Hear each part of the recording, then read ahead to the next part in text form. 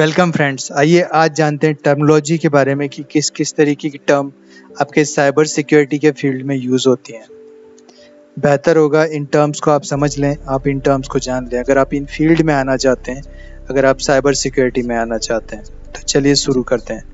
सबसे पहली टर्म जो एथिकल हैकिंग या साइबर सिक्योरिटी के फील्ड में यूज़ होती है, दैट इज़ हैक वैल्यू। कोई भी अटैकर किसी भी टारगेट की हैक वैल्यू को देखे बिना उस पर अटैक नहीं करता। मींस कोई भी जो टारगेट है वो हैक करने लायक होना चाहिए, उसकी वैल्यूएशन होनी चाहिए।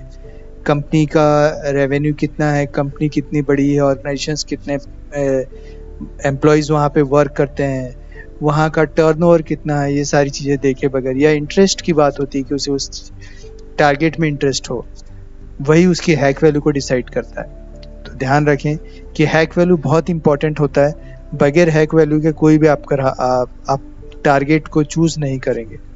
ओके, तो चलिए चलते हैं नेक्स्ट जो हमारा टर्म है उस टर्म में। तो हमारी नेक्स्ट टर्म है एक्सप्लॉइट।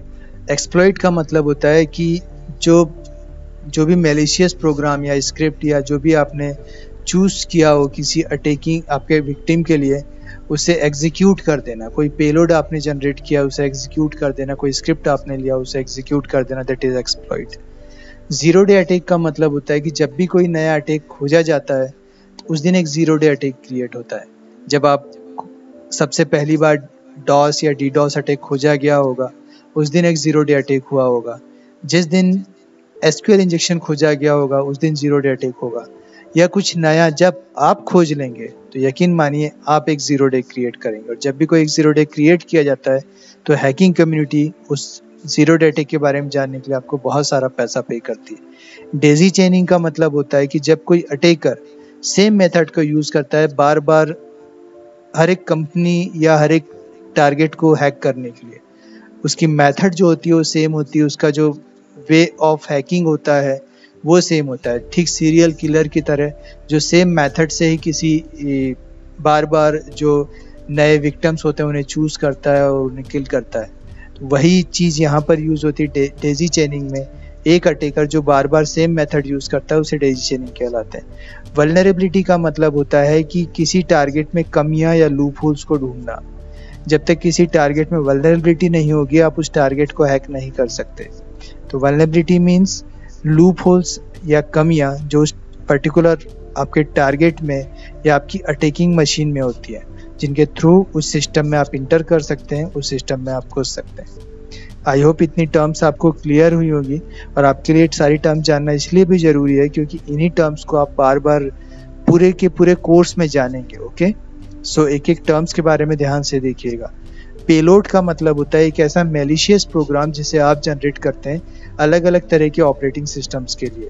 और ये पेलोड जो होते हैं वो किसी भी सिस्टम को कम्प्लीटली हाईजैक कर सकते हैं। आप इसे एंड्रॉयड के लिए जनरेट कर सकते हैं, आप इसे मैक के लिए जनरेट कर सकते हैं, आप इसे विंडोज़ के लिए जनरेट कर सकते हैं। जो पेलोड आप जनरेट करते हैं वो आप अलग अलग प्लेटफॉर्म से जनरेट करते हैं और अलग अलग तरीके से जनरेट करते हैं, जिन्हें हम आगे ट्यूटोरियल में देखेंगे। नेक्स्ट टर्म है आपकी टाइगर टीम। टाइगर टीम वो टीम होती है जहाँ पर सारे अटैकर्स अलग अलग स्किल्स में माहिर होते हैं और ये अपनी स्किल में मास्टर होते हैं।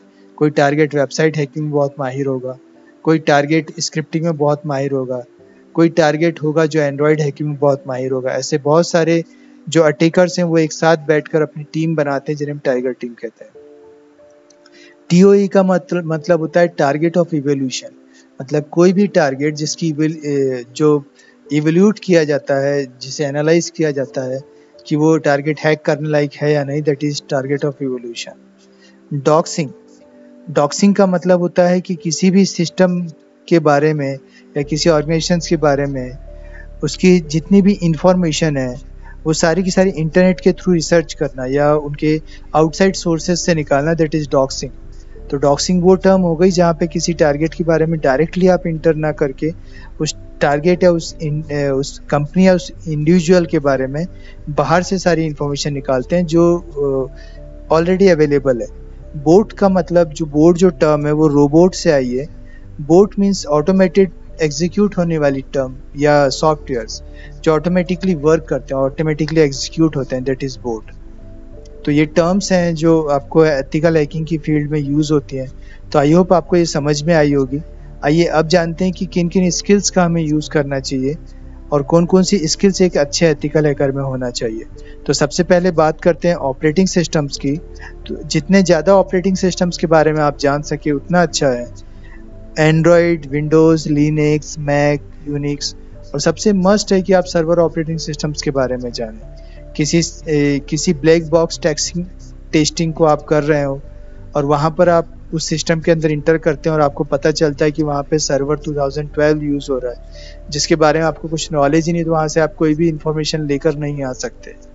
तो आपको ज़रूरी है कि आप सर्वर्स को जानें, आप ऑपरेटिंग सिस्टम्स को जानें, और जितने ज़्यादा ऑपरेटिंग सिस्टम्स के बारे में आप जानेंगे उतना अच्छा होगा।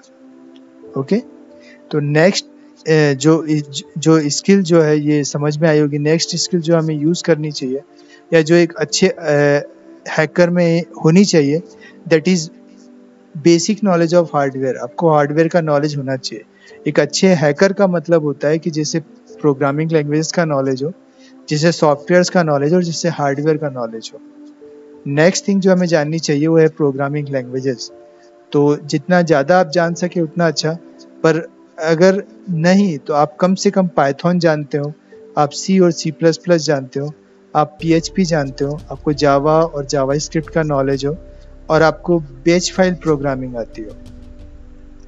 वेब डेवलपमेंट अगर आपको आता हो तो सबसे अच्छी बात है, क्योंकि अगर आप वेब डेवलपमेंट जानते हैं तभी आप वेबसाइट हैकिंग में अच्छे माहिर बन सकते हैं। तो आपको नॉलेज होना चाहिए HTML, CSS, PHP, पाइथन, क्योंकि वो सारी लैंग्वेजेस हैं जो वेब डेवलपमेंट में यूज़ होती हैं और आपको इनका नॉलेज होना चाहिए।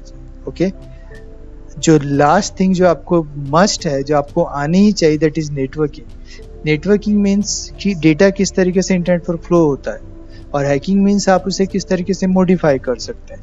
डिवाइसेस के बारे में नॉलेज होना चाहिए, पोर्ट्स के बारे में, आपके प्रोटोकॉल स्वीट्स के बारे में, सर्वर के बारे में आपको पता होना चाहिए। राउटर क्या होता है, ब्रिज क्या होता है, मॉडेम किस काम में आता है, कैसा दिखता है, ये सारा नॉलेज आपको होना चाहिए। ओके, तो आई होप आपको ये क्लियर हुआ होगा जो आप आज आपने देखा। इस सीरीज़ में नेक्स्ट वीडियो में हम बहुत जल्दी मिलेंगे। Till then thank you and have a good day.